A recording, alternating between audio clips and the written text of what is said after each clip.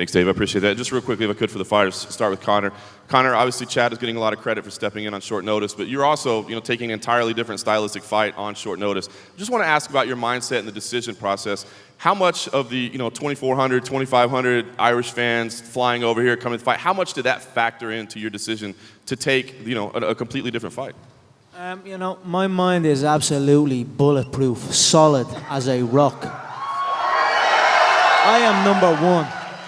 So if you are number one, who gives a shit if number two steps out in place of number three? At the end of the day, I'm number one. So it makes no difference who is standing across the octagon from me. I will win. And of course, as you said, the fans that have come over here, to make the trip from my home city to here to Las Vegas is a once-in-a-lifetime trip for a lot of people. It takes a lot of sacrifice and a lot of saving up.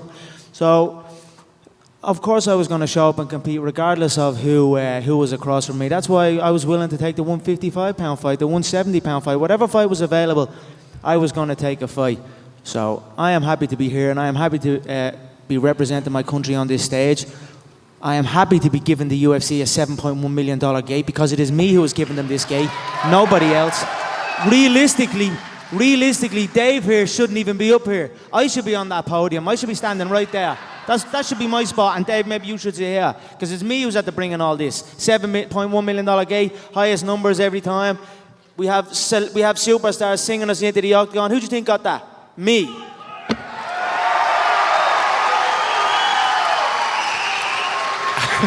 And just last question I have, Chad, I want to ask you, you admitted that you'd been scouting Conor from day one. The minute you got in, you said you knew we were going to have this fight. So take away all the hype, take away all the bravado. What do you think about him as a fighter? As you break him down just as an opponent, what do you think of him as a fighter? I mean, in my opinion, Conor is a very one-dimensional fighter. He's a long southpaw stand-up fighter. He doesn't have wrestling, he doesn't have jiu-jitsu. You wipe all that hype out of here, I'm going to get in there and destroy this dude. Bottom line.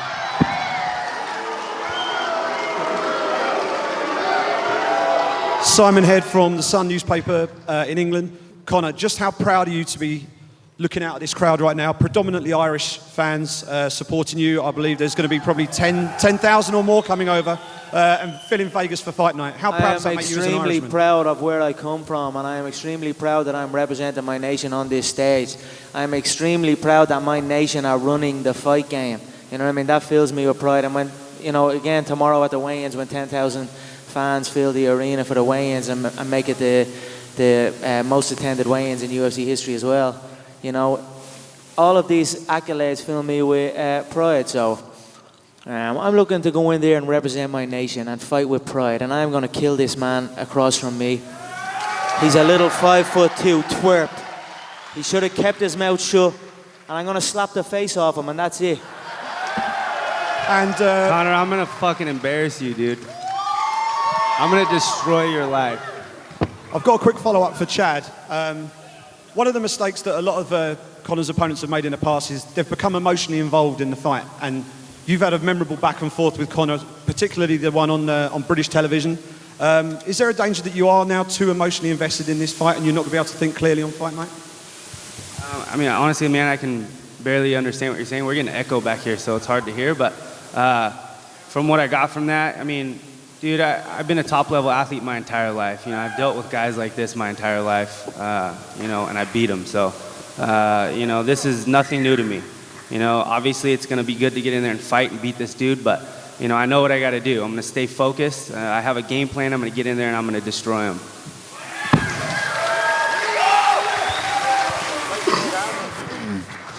Question for Conor here. This is Ariel Helwani. Conor's... Thank you. Since that fight against Dennis Seaver in Boston, it's pretty much been a foregone conclusion that you were going to fight around the summertime, and we all thought it was going to be Aldo. You did this unbelievable world tour. I would guess you've done more media leading up to a fight than any other UFC fighter. It would have been you and Aldo, but unfortunately he's not here. At this point, after all that media, the world tour and everything, do you almost feel like a caged animal, like you're about to finally get to do what you're here to do? I'm waiting patiently to pull the trigger. So we've done a lot of build up into this. Like I said, I built this event. This is the McGregor show, make no mistake about it. So when I go inside that octagon, I'm going to pull the trigger and eliminate my opponent, and I'm going to enjoy every damn second of it. Do you think that this fight would have generated 7.1 million if it was you versus Mendes from the get-go? Or was a lot of that because it was the Aldo fight, the title fight?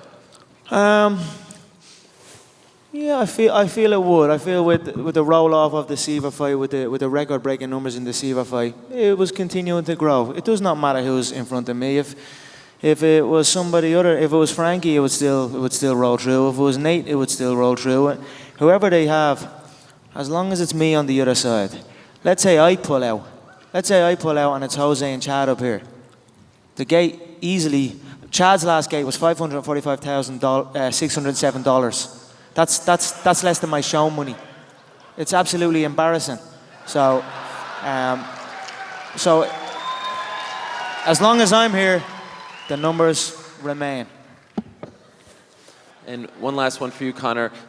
Always enjoy asking what you foresee in the future. And since they're without a main event as of right now for September 5th back here in Las Vegas, and I know you want to fight in Dublin, how do you foresee the second half of 2015 if everything goes your way on Saturday? If Jose comes back from his little jog he's had to going on, maybe we can do it, but I don't think he's coming back. But we will see. I mean, there's no coming back from what he went through. He got annihilated all through the build-up, mentally broken, and then he became physically broken. So who knows what's around the corner? But you cannot bring the show into Dublin, the show that I built in my home city, and not have me a part of it. So I don't care if it's in front of 60,000, 70,000 in Croke Park, or it's in front of 9,500 in the O2. I still will be on that show. Okay, and then one for Chad. Yesterday, I don't know if you can hear me. Can you hear me, Chad? Yeah. Yesterday, Conor was talking about some tweets that you sent to Jose Aldo, and he said pussy move, yeah. That was a pussy move. Little You're coward. a pussy, dude. Trying to be friendly. You're trying to be little friends with him. Oh, please, can I have your fans?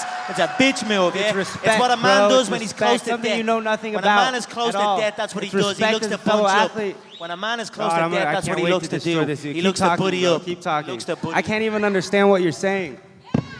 Well, my question was, why did you send those tweets? What made you do that? It's about respect. I knew that there was going to be a ton of Brazilian fans here. These guys want to see me destroy this dude, and I'm going to do it.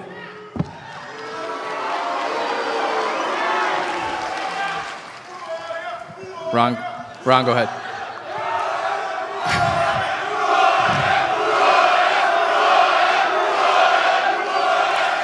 Hey guys, Ron Kruk with Inside MMA on Access TV. Let's start with Conor. Conor, there have been some reports that you are dropping as much as 27 pounds, maybe 20 pounds to hit the target mark at the weigh-ins. Is that accurate? And if so, is that a normal weight cut for you? I do not mess around with this game. I take this game very, very seriously. It's the reason why I have been out here living in the desert heat the last 12 weeks with a 20-strong team that I have grew up with, that I have came up in the game with. I don't mess around with this game. My weight is on point. I will be 145 like I am every single time, and I will be an absolute monster inside that octagon. You know, he's too small. He's too small. It's as simple as that. The power to go scrawny, along bro. with the precision You will look skinny. absolutely demolish him. You're cutting too much weight. He has a few scrambles in him, and then he will break. Then I'm going to pick him apart. Chad, I'll let you respond. It seems you had something to say, Chad. I said he looks scrawny. He's cutting too much weight. He's skinny. I'm going to destroy this dude. Chad, with that said, you can hear the fans are definitely behind on Conor. Are you kind of embracing this role as maybe the underdog and the guy that the fans are, it seems like, at least cheering against? And I never pay attention to who's the underdog, betting-wise, all that bullshit. I mean, this is a competition for me. This is what I love to do. I live for this shit. So getting in there, competing against anybody, I don't care who it is, this is what I love to do. And, this is awesome to be able to be a part of a card that's going to be the biggest UFC fight card in the history of the UFC. So man, this is a dream come true for me. CBS here in Las Vegas. And Chad, can I just ask you a little bit about your superior wrestling skills, the advantage you would have, but his huge reach advantage, the disadvantage you might have in that? As far as wrestling goes? Well, your wrestling skills are superior to his, but then his reach advantage is gigantic over yours. Just the pluses and minuses of that. Yeah, I mean, every person I've ever fought in the octagon has a reach advantage over me. I mean, this is nothing new, you know? So most people that Mike Tyson got in there and fought, you know, had a reach advantage on that guy too. So, you know, I'm the type of guy that has the athleticism. I'm explosive. I can close the distance. You know, I'm not afraid of reach advantage over me. And I have the wrestling ability to put this dude on his back, anybody in the division, to put them on their back. And I'm confident going into this fight. Conor, let me just ask you, you mentioned in the past that you're going to butcher this guy. Explain that to me. Yeah, his facial structure will be rearranged after the fight. He has, you know, you talk about his entries into the exchanges, but really he has only been semi-successful against really low par grapplers on the feet. Other than that, he has looked very basic. He backs up. He is a novice in my eyes. I look at him as a novice. He throws an overhand right. He looks at the floor, closes his eyes, and hopes for the best. This is day one beginner stuff where I come from. So he will find out the range and the difference in skill level when we face and when we collide. Richard Hunter, CBS Radio. Question for Conor McGregor. Conor, you brought your whole camp over from Ireland. We know you've been here for quite a while now. Can you tell us, was there any change from the day that you thought Jose Aldo was your opponent to the first day that you knew Chad Mendes was going to be the opponent inside the camp? Were there any changes made whatsoever? Not one bit. I had my full team out here already. The ship was sailing smoothly. My coach came in. It was maybe 1 p.m. I was still asleep, and he came into the room and woke me up and says, "Hey, Conor, it looks like Jose's out. It's going to be Mendes." I opened one eye. I said, "They are all the same." I closed my eyes. I went back to sleep, and that was that. It makes no difference. Question for Chad Mendes. Chad, you have the advantage of having trained and competed in multiple 5-round fights here.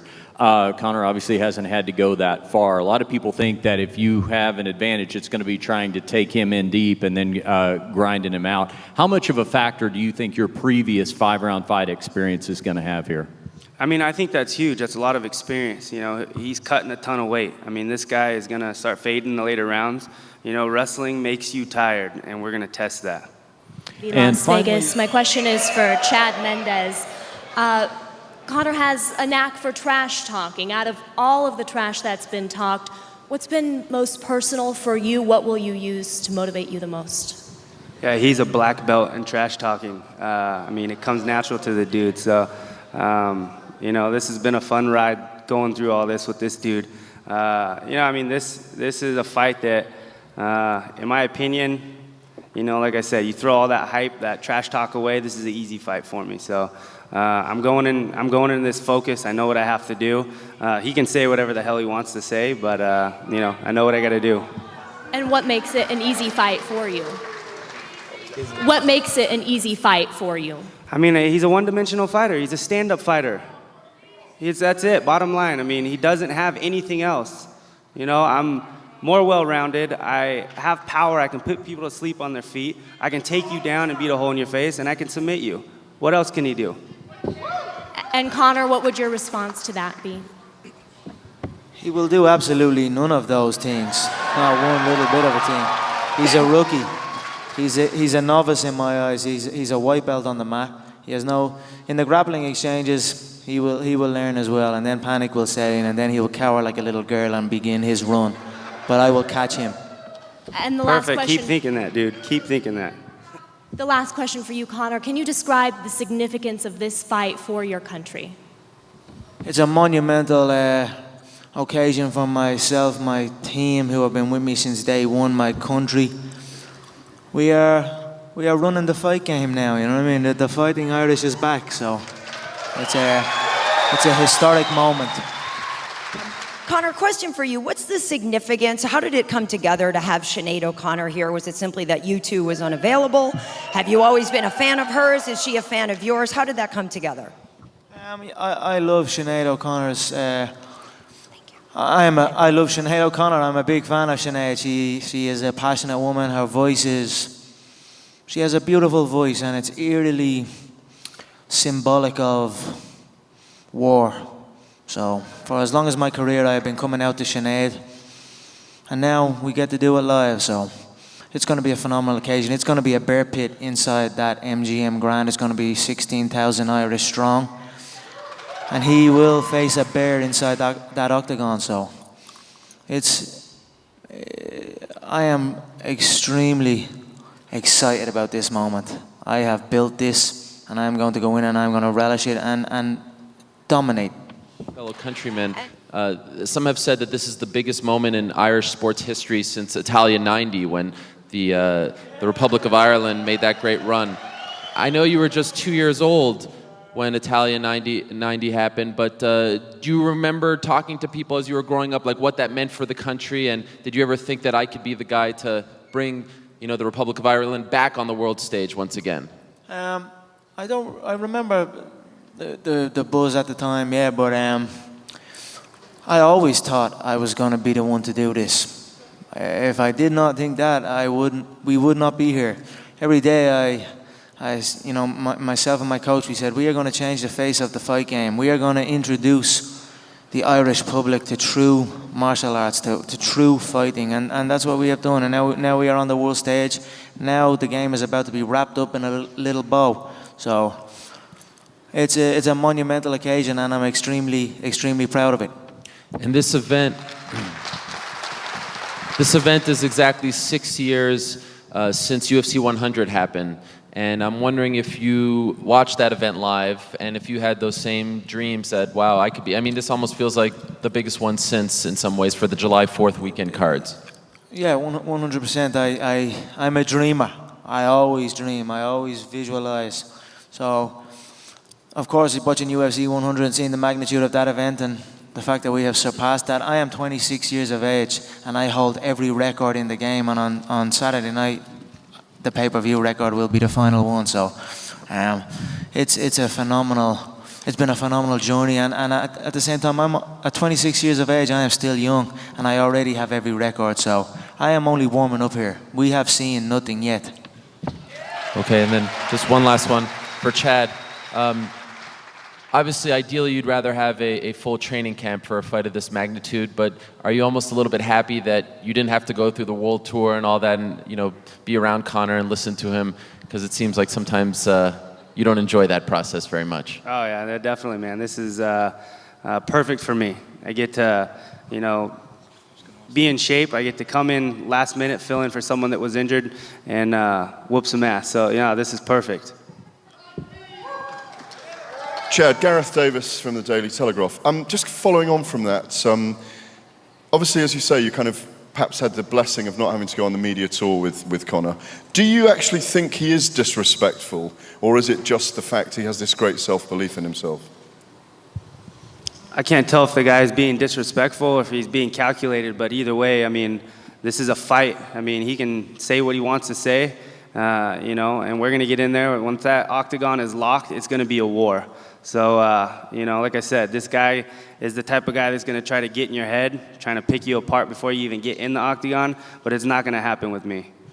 Just to take you back a few months, obviously I was in the studio in BT Sport in London when you were on the live link. Conor was in the studio with us that night. And before you had the chance, or Conor had the chance to answer how tall he was, there was the whole he'll rest his cojones on your head comment, of course. But, what we never got to the bottom of, or I never got to the bottom of with you, was why were you asking him how tall he is? Because he's always calling me Mini Mendes, and he acts like he's 12 foot tall, but he's not. And he's going to be laying on the ground Saturday night, that's for sure. And a final question for Conor McGregor. Conor, do you think Chad's disrespectful of you, calling you one-dimensional? No, not particularly, no. I think every athlete must They must have things that they go to believe in and to enter the contest, but he knows himself, and he will know that he is in over his head. It's as simple as that. The first exchange, he will know. All right, guys, we're going to take a couple more media questions and a handful of questions from the fans as well. Hi, I'm Anna Laurel with ABC 11. This question will start with Chad Mendes. You've seen Conor fight 5 times in the UFC now. What holes have you found in his game? Obviously, I'm not going to talk about that right now. I'm about to fight the dude on Saturday, but there definitely are some holes in his game. I've, picked that stuff apart. I've watched a lot of tape on this dude, and I'm ready for this fight. Conor, do you want to answer that? Do you see holes that you want to tell us about in Chad's game? I have been pretty vocal about Chad's game. I feel he is a novice on the feet. He swings the overhand, looks at the floor, closes his eyes, hopes for the best. Even his wrestling entries, I feel, are very... I don't see smoothness in the wrestling exchanges. It's more of a drive, a push. And when I look at him compete and I look at him train, I see fatigue, I see inefficiency. And when that happens against me, you are in a lot of trouble. This isn't fucking yoga. We're fighting, dude. It's going to be uncomfortable. Have you trained differently knowing you're going to be fighting Conor? What was that? Have you trained differently knowing you're going to be fighting Conor? I mean, we have guys on my team that are tall, long southpaws that can emulate this monkey over here. I've been ready for this fight since the first time I've seen him fight in the UFC. It's a guy I've been watching for a while, so we'll be ready. He has been sweating me since I arrived in the promotion, as has the whole division. I can't As soon as understand I you. came on the scene, everybody started preparing to fight me because they knew the king is I coming. can't understand you.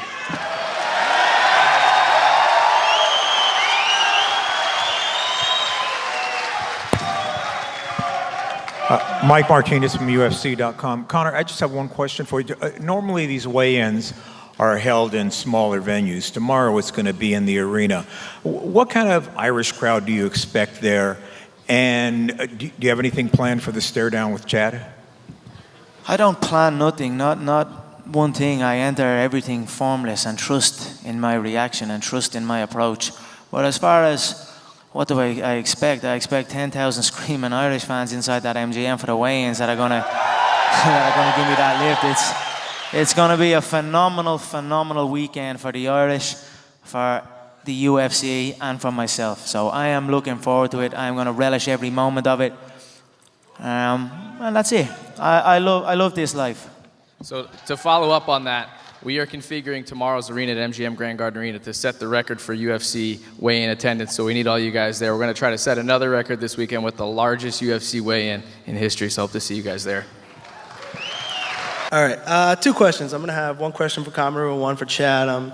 So I know a lot of the fans here are obviously pulling for Conor, but my question is, first off to Chad, is how do you think the fans will take him if he were to lose this fight? Do you think people will even really pay attention to really what he has to say? I know obviously he believes most of what he says, but how do you think just people will assess him after if he were to lose?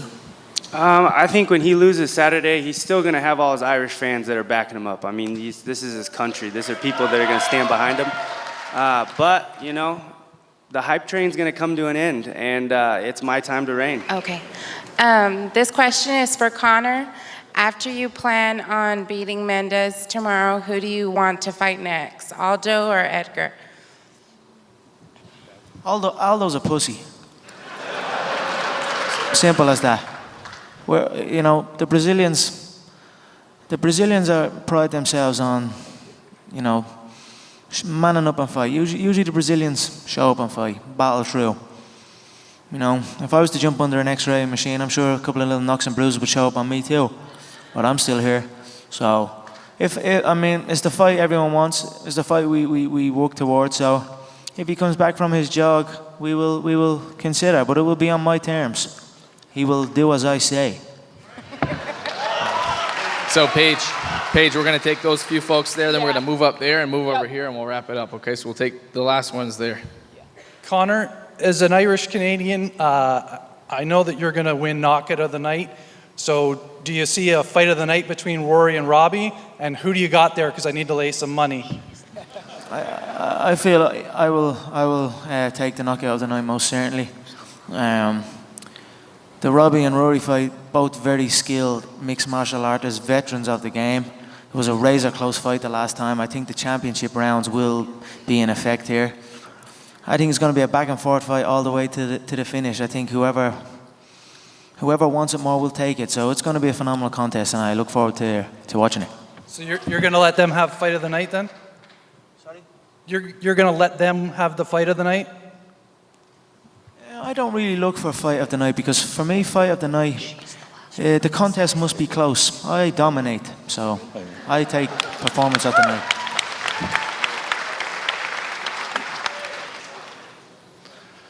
Chad, if this becomes a stand-up game, which I think it will, long as Conor keeps his hips back and his punches throwing down, how do you see the fight going if it goes stand-up? Well, first off, I'm going to have to say that I'll probably knock him out. No, we gotta cut. We gotta keep moving. Chad Mendes, after the weekend, you would have lost to Jose Aldo twice. Conor McGregor is going to dismantle you. Do you go up or do you go down? What do you do after he beats you? Did you make sure you took your juice this morning, bro? I will win on Saturday. Bottom line. Go sit down. This is Jim Edwards from MMA Late. It's the question for Dave. We know we got the 3 arena booked for Dublin on October 24th. What are the current limitations to that show being put in a stadium? Can you help us understand what's stopping that at the moment? Are you asking if we have the arena or the stadium? Sorry, I couldn't Yeah, hear. no, I'm just wondering what the limitations are to putting on a stadium show in Dublin at the moment. Right now, there are no limitations that we're aware of. We're evaluating our options for Dublin. We know you fans want a stadium show, but we also have a great arena there. So I think in the coming months, we'll evaluate what we're able to do. And I know the guy to my left wants to fight in a stadium one day. So you Irish fans keep supporting and we'll figure it out. Conor, can you please rip Chad Mendes' head off?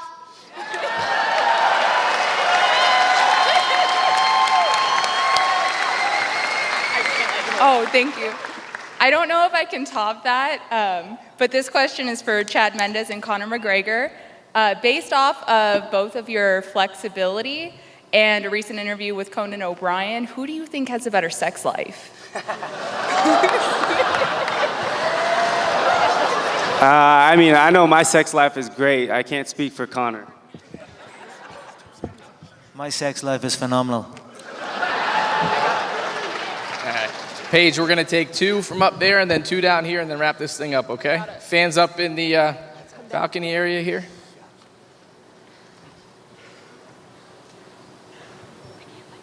Go ahead, sir. Conor, just from all the Irish fans here, just want to wish our condolences to Brendan's family. Just bring the gold home for him. Yeah, definitely. It's terrible news what happened to young Brendan, and I am just honoured that I got the opportunity to speak with him, and I am honoured that he used his Make-A-Wish Foundation to have a phone call with me. That blows me away, and most certainly I will carry Brendan's spirit in there and represent him and my country well.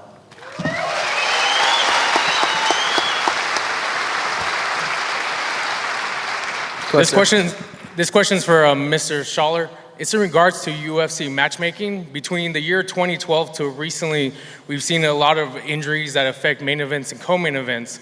And I was wondering, has there been any ideas of booking, let's say, for example, that idea Ariel had, Weidman versus Rockhold, and then a top contender fight of Jacare versus Romero, whereas if the main event drops out, a top contender can take that spot.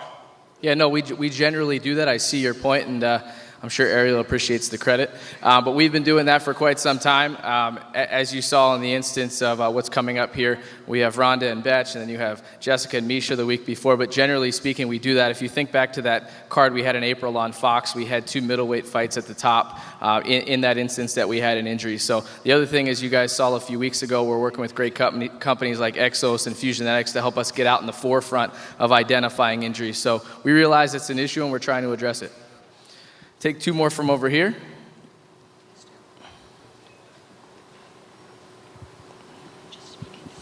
Conor, just for fun, Mandinka or nothing compares to you? Sorry, one more time? Just for fun, Mandinka or nothing compares to you? Sinead O'Connor song. Of them two, I'd say nothing compares to you. It's a classic, eh?